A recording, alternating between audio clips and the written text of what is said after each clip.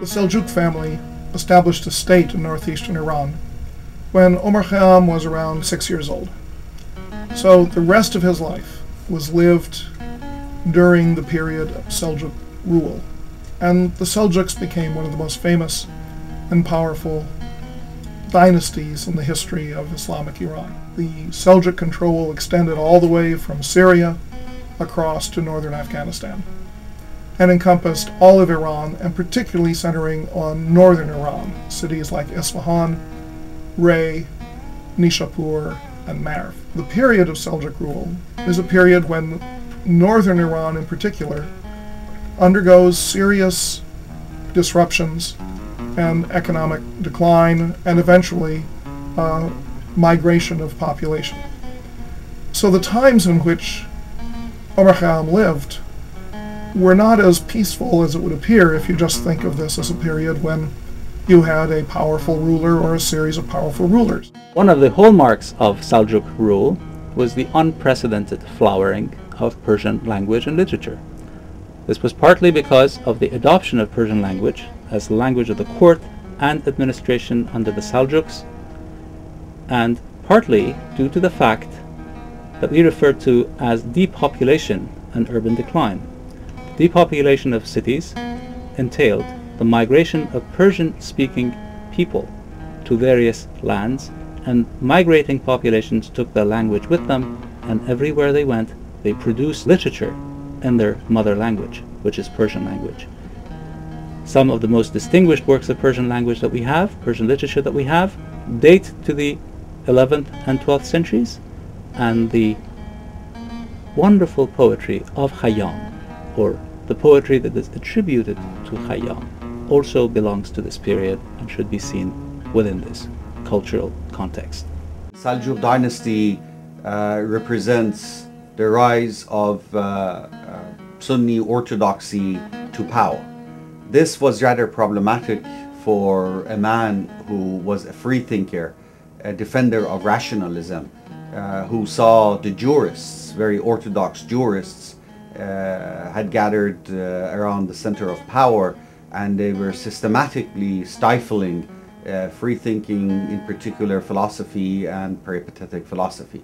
Indeed, in one of his treatises, Khayyam complains about the restrictions placed on him by jurists for his occupation with mathematics. That was not necessarily approved, or certainly not encouraged by the jurists.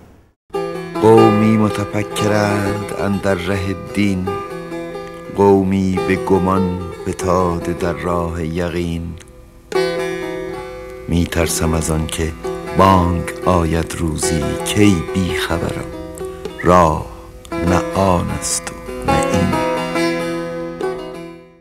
Khayyam wrote approximately 13 or 14 works, depending on if we regard all of them to be authentic. He wrote 6 philosophical treatises. They are very short but very dense.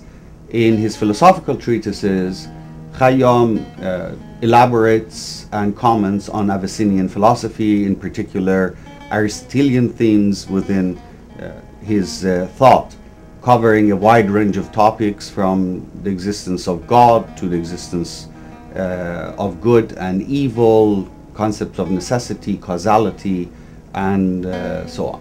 As far as his scientific achievements are concerned, of course the most important is in the domain of mathematics.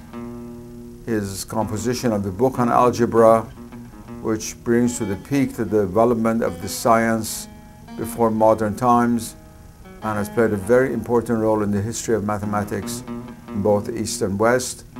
His discussion of the fifth postulate of Euclid and the possibility of the development of a non-Euclidean geometry, which is extremely important in the history of mathematics and to which attention has only been paid in the last few decades. Omar Khayyam also has a work which is titled Nowruznameh, Treatise on Nowruz. This work is highly dubious as far as its authorship is concerned to Omar Khayyam, both because of the style of the writing and also because of numerous mistakes and inaccuracies that appears there. it is quite possible that a student of him may have authored that.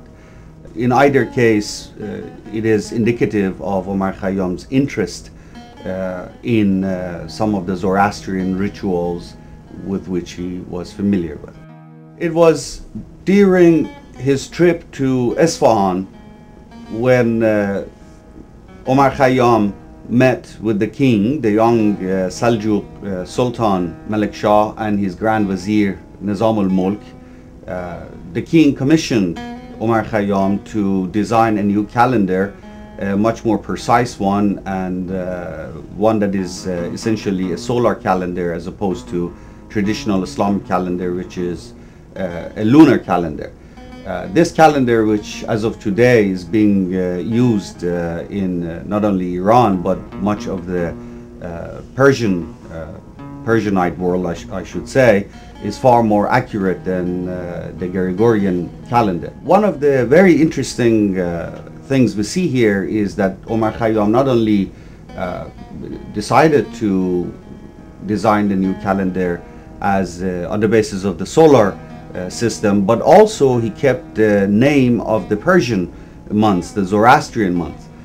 He could have easily changed them and made them consistent with the rest of the Islamic world, but perhaps it is indicative of the fact that he was a proud Persian. He was proud of the tradition, intellectual and historical tradition that he grew up in. And so today we have a calendar which is not only solar but also adheres to the old Zoroastrian names for months.